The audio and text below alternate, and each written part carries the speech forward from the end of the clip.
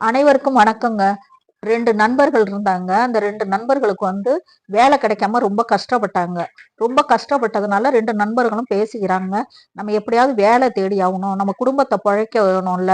அதனால வேலை தேடலாம்னு வேலை தேடிட்டு போறாங்க. போனோனே ஒரு கம்பெனில அது ஒரு முறுக்கு கம்பெனி. அந்த முறுக்கு கம்பெனில போய் என்ன செய்றாங்கனாக்கா, எங்களுக்கு வேலை குடுங்க அப்படின்னோனே, சரின்னு வீட்டோட கஷ்டத்த சொன்னோனே, ஆனா அவருக்கு பாத்தீங்கன்னாக்கா 2 பேர்ல ஒருத்தருக்கு தான் வேலை குடுக்கணும். அதனால அவர் என்ன செய்றாருன்னா, இந்த பையன்ட்ட ஒரு 100 முறுக்கு, அந்த பையன்ட்ட ஒரு 100 முறுக்கு குடுத்து வெளியூருக்கு அனுப்புறாரு. வெளியூர்ல போய் ஒரு வியாபாரிட்ட கொண்டு போய் குடுத்துட்டு வாப்பா அப்படின்னு சொல்றாரு.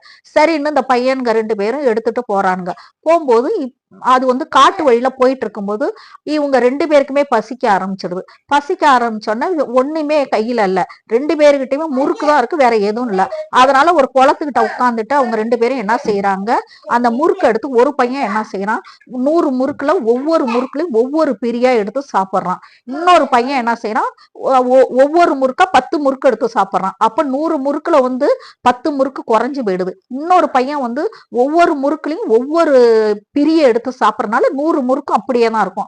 உடனே அந்த வியாபாரிகிட்ட போய் குடுத்துட்டு அந்த காசையும் வாங்கிட்டு இந்த முதலாளிகிட்ட குடுத்தவர்கிட்ட குடுத்துறான். குடுத்தோன்னா ஓனர் சொல்லுவாரு, முதலாளி சொல்லுவாரு, ஏன்டா இவனுக்கு கரெக்டா காசு இருக்கு, உனக்கு ஏன்டா குறைஞ்சது அப்படின்னோடனே, இவன் 100 முறுக்கையும் கொடுத்துட்டான், நான் 90 முறுக்கு தாங்க கொடுத்தான், அதனால எனக்கு காசு குறைஞ்சிருச்சு அப்படின்னோடனே ஓனர் சொல்லுவாரு, எப்படா உனக்கு 90 முறுக்கு 10 முறுக்கு குறைஞ்சதுன்னொன்னே, நான் ரொம்ப பசியா இருந்ததுங்க, அதனால நான் 10 முறுக்க சாப்பிட்டுட்டேன் அப்படின்னு சொல்லுவான்.